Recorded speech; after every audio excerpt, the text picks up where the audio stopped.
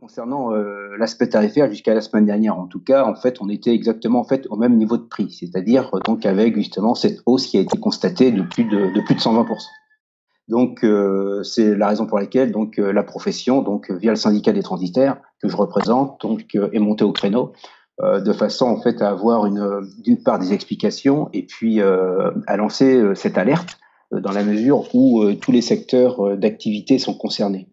Donc, il faut savoir que vous avez à la fois le secteur de la santé, vous avez le secteur de l'alimentaire, mais vous avez également en fait les secteurs industriels qui sont directement impactés.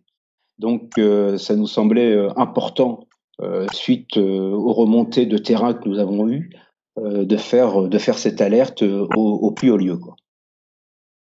Est-ce qu'entre-temps, comme je vous l'ai demandé, ça a changé aujourd'hui? Est-ce que la situation a changé aujourd'hui? La situation n'a pas changé. La situation n'a pas changé. Nous sommes toujours sur des niveaux de fret très très élevés qui peuvent s'expliquer. Nous, on n'a pas effectivement, donc il n'y a pas de capacité. Donc il y a une pénurie de capacité. Actuellement, c'est plus de 80% de la flotte qui est restée sur le tarmac. Donc obligatoirement, donc il y a des coûts et des charges variables qui sont énormes. Donc ça, on comprend ce mécanisme de tarifaire, mais en aucun cas, en fait, la situation en fait n'est pas normale. C'est une augmentation qui aurait dû être accompagnée, et c'est la raison pour laquelle en fait nous avons alerté également les politiques et le monde économique de façon justement à ce que des mécanismes soient mis en place pour accompagner cette hausse via éventuellement une continuité territoriale pour le fret qui aurait dû s'appliquer pour le fret et qui ne s'applique pas pour le fret. Et quels sont ces mécanismes? Est-ce que ça marche, ces mécanismes? Est-ce que vous êtes entendu par les politiques que vous interpellez? Bah, écoutez, nous, à notre niveau, bon, il faut savoir qu'on représente à peu près 80% des flux hein, au niveau de la profession. Je parle anti-Guyane. Donc, nous faisons partie de ce qu'on appelle les chargeurs. Et c'était juste une photographie à l'instant T. C'est-à-dire que nous avons alerté suite justement à cette hausse de façon à ce que alors la solution ne peut pas venir de nous. Elle doit venir justement à la fois de la compagnie, mais également des services de l'État. Donc c'est pour ça que j'ai vu d'ailleurs que notre message a bien été relayé par les politiques et donc ça je m'en félicite. Mais il faut aller plus loin, quoi. Il faut aller plus loin. Donc là actuellement, tout ce qui est lié à l'alimentaire, tout ce qui est lié aux produits industriels également, en fait, subit une forte hausse.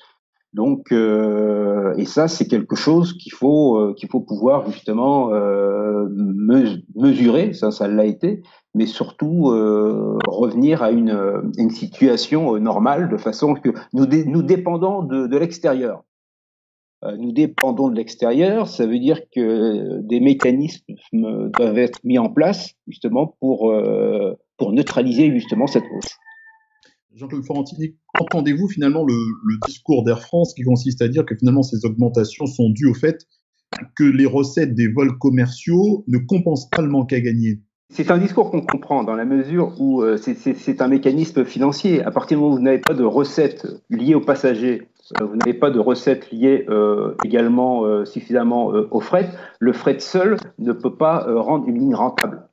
D'accord. Ça veut dire quoi? Ça veut dire que l'approche de la compagnie aérienne, en fait, s'entend effectivement, oui, bien sûr. Mais après, c'est le mécanisme, l'accompagnement qui nous paraît indispensable à mettre en place, quoi. Quand vous parlez de tarifs raisonnables, d'ailleurs c'est le terme utilisé aussi par le député Serge Letchimy. Qu'est-ce qu'un tarif raisonnable selon vous? Bah, un tarif raisonnable, c'est un tarif d'avant-crise. Et c'est le reproche que nous avons fait, nous, au niveau de la profession, à la compagnie aérienne, c'est d'avoir justement en fait un tarif d'une part élevé. Donc j'ai parlé de près de 120% d'augmentation, mais au-delà de ça, c'est un tarif d'avant crise Covid-19. Je veux dire par là nous aurions souhaité qu'il y ait justement une tarification entre guillemets Covid qui tienne compte justement en fait à la fois de cette pénurie de capacité et de cette demande que nous connaissons sur la zone anti-Guyane. Donc à la baisse alors? À la baisse. Air France sera accompagné financièrement, faut le savoir, de 7 milliards d'euros, c'est pas rien. Donc on attend quand même à la fois une réaction et puis surtout qu'on soit, je répète, accompagné, qu'il y ait une continuité de service.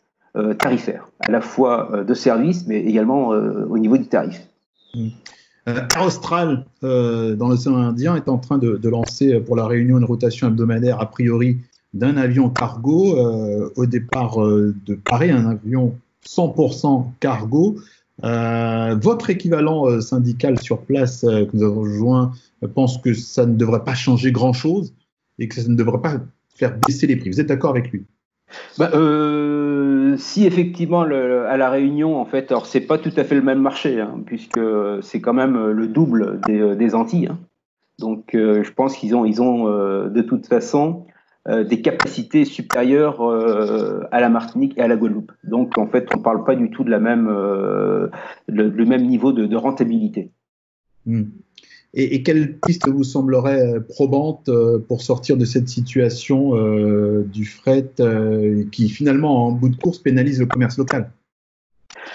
Alors, il y a plusieurs pistes, que ce soit au niveau on a parlé de coloning, on a parlé de mise en place d'un calendrier également d'envoi, c'est-à-dire que l'ensemble des chargeurs, des importateurs et distributeurs puissent faire une programmation de leurs envois.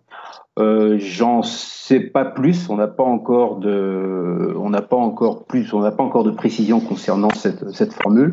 Votre formule, ça aurait été aussi, pourquoi pas, que nous, au niveau de la profession, que nous puissions affréter un avion. Et c'est une discussion qui est en cours également en Guadeloupe. Ça voudrait dire faire des vols ponctuels bien spécifiques. Ponctuel, effectivement, concernant avec tout type de marchandises, hein, que ce soit de l'alimentaire, de l'industriel ou autre, ou du médical. Mais bon, on n'en est pas encore là. Hein, donc là, pour nous, en fait, ce qui nous occupe actuellement au niveau du problème que nous subissons, c'est justement en fait c'est d'une part avoir une visibilité concernant nos envois, ce qui n'est pas du tout le cas actuellement. Il faut savoir que nous avons beaucoup de laissés-à-quai, et ça c'est pas facile pour les importateurs.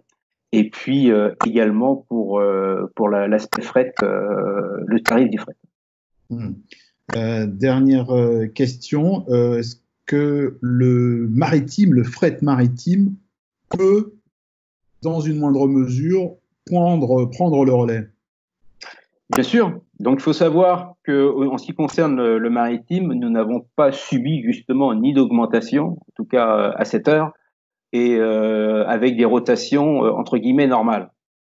Donc, les bateaux partent des ports métropolitains en temps et en heure, donc avec des taux de chargement qui sont relativement bas. C'est vrai qu'ils sont aux alentours entre 50 et 60% de leur capacité, donc ce qui est relativement bas, mais bon, ça s'explique. Hein. Oui, les marchandises arrivent normalement par voie maritime.